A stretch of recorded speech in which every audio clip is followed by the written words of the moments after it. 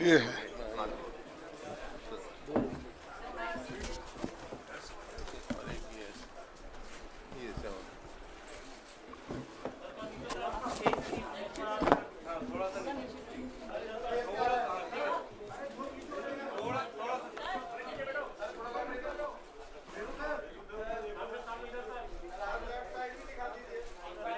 चलो ऐसा देखिए, ऐसा, फिर ऐसा, फिर ऐसा।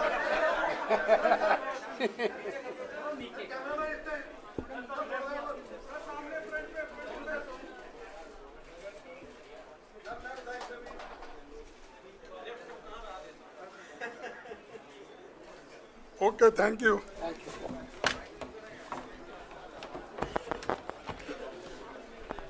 अनुरोध करूंगा हमारे कांग्रेस अध्यक्ष आदरणीय मल्लिकार्जुन खड़गे साहब से कि वो 7 गारंटीज के बारे में आप सब लोगों को के बीच में उनके पॉइंट्स को हाईलाइट करें और बताएं कि किस प्रकार से हरियाणा की जनता का भला आगे आने वाले समय में कांग्रेस की सरकार करेगी।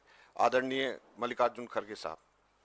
आज हम जो 7 गारंटी जो हरियाणा गवर्नमेंट की ओर से अनाउंस कर रहे हैं, उस गारंटी को हम ये लागू करेंगे और इसीलिए हम इस गारंटी को रखे हैं नाम 7 वायदे पक्के इरादे। तो ये जो 7 वायदे हैं, उसके अलावा भी मैनिफेस्टो में जो हमारा कम से कम 53 पेज का मैनिफेस्टो है, वो तो बाद में वो लोग डिटेल उसको चंडीगढ़ में आपको बताएंगे।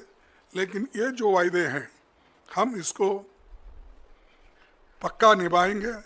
इसके लिए आज एआईसीसी ऑफिस से ये घोषणा कर रहे हैं। जैसा कि पूर्व वक्ता ने अपने इस पॉइंट को वो बताया है, लेकिन मैं उतने तफसील में नहीं जाता। मैं सिर्फ इतना कहूँगा कि हमारे 7 पॉइंट जो है, वायदे जो है, इसको हम खासकर 7 वर्ग में इसका बंटवारा किया है। एक तो महिलाओं को शक्ति हर महीने 2000 रुपये देने का हम वायदा कर रहे हैं और 2000 रुपये देकर हम रहेंगे हमारी सरकार आने के बाद। 500 रुपये गैस सिलेंडर के लिए हम देंगे और मोदी जी की सरकार बढ़ाते जाती है, लेकिन हम उसको घटाते जाएंगे। दूसरा है सामाजिक सुरक्षा को बल, जैसा कि बुढ़ापा पेंशन है, दिव्यांग पेंशन है, विधवा पेंशन है और ओल्ड पेंशन स्कीम। ये इसको हम पूरा अनुष्ठान में लाएंगे, उसको इम्प्लीमेंट करेंगे। और जिसका आंकड़े उन्होंने बताया कि बुढ़ापा पेंशन 6000 रुपये और दिव्यांग को 6000 रुपये, विधवा पेंशन को 6000 रुपये और ओपीसी जो भी स्कीम है, जो भी योजना है, उसके तहत मिलेगा। और तीसरा वायदा है युवाओं को सुरक्षित भविष्य। भर्ती विधान के तहत 2 लाख पक्की नौकरी युवाओं को हम देंगे, क्योंकि इतने सरकारी नौकरियां खाली है, वो कोई सरकार भर्ती नहीं कर रही। देश में हमने पहले, इससे पहले भी कहा कि सिर्फ सेंट्रल गवर्नमेंट में कम से कम 30-35 लाख वैकेंसीज है, सेंट्रल गवर्नमेंट भर रही नहीं। और हर स्टेट में जितने सरकारी नौकरीज हैं, वो भर्ती इसलिए नहीं कर रहे हैं कि केंद्र सरकार के पास तनख्वाह देने के लिए पैसा नहीं है। और ये जो युवाओं को हम ये नौकरी का वायदा कर रहे हैं, इसको हम निभाएंगे। हर परिवार को खुशहाली के तरफ जाने के लिए 300 यूनिट की फ्री बिजली, ठीक है ना? 300 यूनिट की फ्री बिजली और 25 लाख तक मुफ्त इलाज, जैसा कि पहले हमारे भाई गहलोत ने राजस्थान में शुरू किया था, वैसा आज फिर हम हरियाणा में यही लागू करेंगे। तो ये दोनों भी जो फ्री बिजली और मुफ्त इलाज, ये बहुत ही पक्का है और गरीबों को इससे बहुत फ़ायदा होगा, किसानों को भी फ़ायदा होगा। और हमारा पांचवा जो है, गरीबों को छत, 100 गज का प्लॉट और 3.5 लाख की लागत से 2 कमरों का मकान। तो ये देखिए ज़रा, ये कम होता है क्योंकि 2 में क्या करना, उसके लिए बाद में सोचिए, क्योंकि पकाना किधर, सोना किधर। कम से कम एक किचन तो अगर रहा तो उसको ऐड कर दीजिए। हाँ, तो ना फिर ठीक है, लेकिन देखिए मैं अब तो फिर वायदा नहीं करता, क्योंकि आप अपने बजट को देखकर ये वायदे किए हैं। तो इसीलिए जब आपकी हालत सुधरेगी तो उस पर विचार कीजिए। फिर किसानों को समृद्धि, ये तो आप सभी को मालूम है, हम भी लड़ रहे हैं, राहुल गांधी जी भी एमएसपी के लिए बहुत लड़े, अभी भी लड़ रहे हैं। उसके अलावा एमएसपी की जो कानूनी गारंटी है, उसके लिए हम पार्लियामेंट में इलेक्शन में भी ये वायदा किया था। हमारे हरियाणा कांग्रेस कमेटी के आज के नेता लोग भी इस हरियाणा कांग्रेस का संकल्प पत्र में भी ये लिखा गया है। तो इस एमएसपी गारंटी का भी वो काम करेंगे। आखिरी में पिछड़ों को अधिकार, जातिगत सर्वे का, जातिगत जनगणना करने का बात हम ये पार्लियामेंट में भी उठाए थे और पार्लियामेंट के चुनाव में भी हमने इसका प्रचार किया। उसी ढंग से यहाँ पर जो हमारे हरियाणा में इसको जाति जनगणना की पूरी उन्होंने कोशिश करके वो जाति जनगणना इसलिए करेंगे कि हर कम्युनिटी के लोगों को, हर जाति के लोगों को वो कहाँ खड़े हैं, वेलफेयर स्कीम में उनका कहाँ स्थान है, चाहे इनकम में क्या है और शिक्षण में क्या है, नौकरियों में क्या है, ये हर चीज़ अगर आपको मालूम होना है तो ये जातीय जनगणना ज़रूरी है।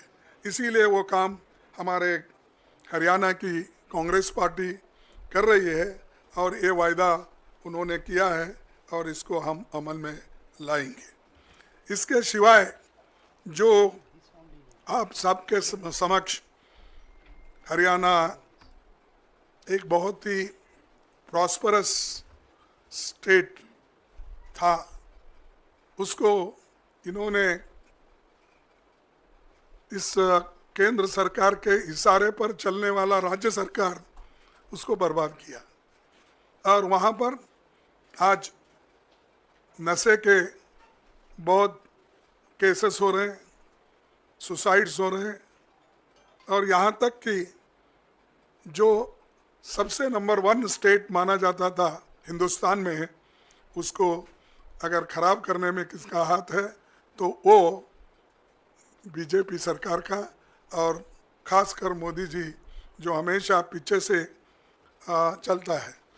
कभी कभी थोड़े दिन में रेलवे में मिनिस्टर था, ये इंजन 2 लगाते हैं, एक आगे एक पीछे, आगे के लेके चलता है, अगर कहीं रुक गया है फिर पीछे आना है तो डेमो इंजन लगती है, वो पीछे लेके भी जाता है। तो वैसा इनके पास डबल इंजन सरकार है, एक आगे लेके जाती है फिर बाद में दूसरा पीछे लाती है। तो ऐसी ये सरकार है। तो इनके साथ अगर जो इनके कमियां हैं उनको दूर करना है तो आज कांग्रेस पार्टी को मौका जनता देने के लिए तैयार है और वो मौका लेने का हमारे कांग्रेस पार्टी के नेताओं के हाथ में है। तो इसीलिए ये मेरा वादा है कि हमारी सरकार आए तो ये जो 7 वायदे पक्के इरादे से हम जो कर रहे हैं वो ज़रूर हम अनुष्ठान में लाएंगे। उसके अलावा जो 10 साल में इन्होंने जो बर्बाद किया 2014 से लेकर 2024 तक, उसको रिपेयर ही करना थोड़ा देर लगता है, फिर भी हम एक्सप्रेस इंजन लगाएंगे। ये लोग डबल इंजन बोले तो धीरे धीरे करे होंगे, उसी लिए आज बर्बाद हुआ। आज है भ्रष्टाचार, रिकॉर्ड बेरोजगारी, बिगड़ती कानून व्यवस्था, अराजकता, इस सब से घिरा हुआ हरियाणा बना है। इसलिए इसको हम ठीक ढंग से दुरुस्त करेंगे। और जो 14 साल मुख्यमंत्री थे हरियाणा के, वो दिख रहे नहीं, कहाँ है? 9.5 साल, ठीक है, बीच में निकाले, दूसरों को लाए, 9.5 साल, लेकिन दिखना कहीं, वो दिख रहे नहीं पाप बेचारे, कहाँ रखे क्या नहीं। यहाँ कम से कम यहाँ तो दिखना, लेकिन उनको पीछे हटाया गया। इसलिए हटाया गया कि वो काम नहीं कर सके। ये फेल्यूर का निशानी है। अगर अच्छा काम कोई करता तो इलेक्शन अगर 2-4 महीने रहता, कोई हटाता है? तो एक पहला उदाहरण है। तो ऐसा हो रहा है। और 6 महीने में कोई आके तीर नहीं मारता, वो भी फिर मोदी जी के तरफ से देखेगा। और रोज जाके जो हाथ मिलाता है, झुकता है, सर झुका के उनके पास बात करता है, तो उन्हीं को ज़रा उनका आशीर्वाद मिलता है। ये सब बातें आपको मालूम है।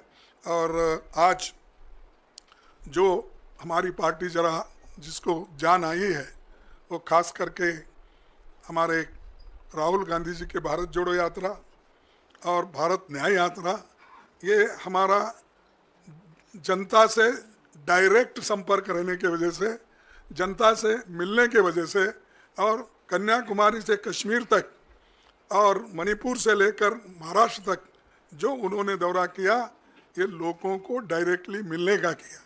लेकिन आज बीजेपी की सरकार जनता को डायरेक्टली मिलती नहीं, वो सिर्फ दूरदर्शन करती है। और सेलेक्टेड चंद 10-20 लोगों में मोदी जी ठहरते हैं, बेटा तुम क्या कर रहे हो, कहाँ से हो, वही उतना फोटो आप देखेंगे। जाओ भाई, पैदल आप भी जाओ, आप तो बहुत बोलते हैं मैं प्रचारक हूँ, वो हूँ, ये हूँ, तो जा सकते हो लोगों में। हजारों के लाखों के भीड़ में नहीं जाते, और 1000 लोग कहाँ हैं वहाँ भी नहीं मिलते। जिनको जितना सेलेक्टिवली होना, वही लोगों को मिलते हैं। सेलेक्टेड प्रेस को मिलते हैं, सेलेक्टेड जर्नलिस्ट को मिलते हैं। आप लोग कितने लोग गए मुझे मालूम नहीं, थोड़े कुछ गए होंगे, लेकिन बाकी के लोग तो दूर दर्शन लेते हैं, दूर से ही उनका दर्शन लेना। तो ये हालत उन्होंने बना के रखी है। लेकिन आज हम जो वायदे कर रहे हैं, इसके अलावा भी ये हम जो किसान आंदोलन हुआ, जो 3 काले कानूनों के लिए लोग लड़े और वो शहीद हो गए, उन शहीदों के लिए एक बहुत बड़ा स्मारक हरियाणा में बनाएंगे।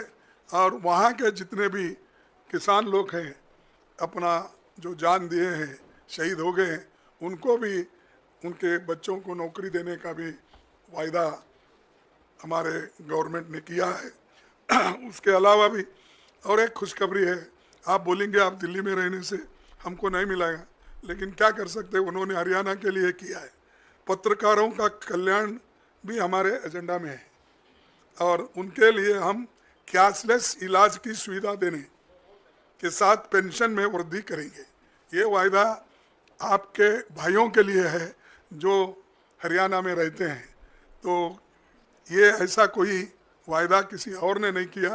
ये बहुत बड़ा जो ये है अपना देन, एक गिफ्ट हमारे हरियाणा गवर्नमेंट की तरफ से। तो ये ऐसे बहुत से चीज़ें हैं, तो मैं सारे गहराई में जाना नहीं चाहता, लेकिन सभी के कल्याण के लिए बहुत से चीज़ें अभी आपको अपने इलेक्शन मैनिफेस्टो में मिलेंगे।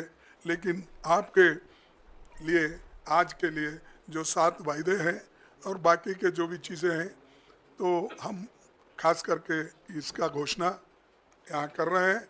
इसीलिए आप लोग आए, आप सभी को मैं धन्यवाद देता हूँ।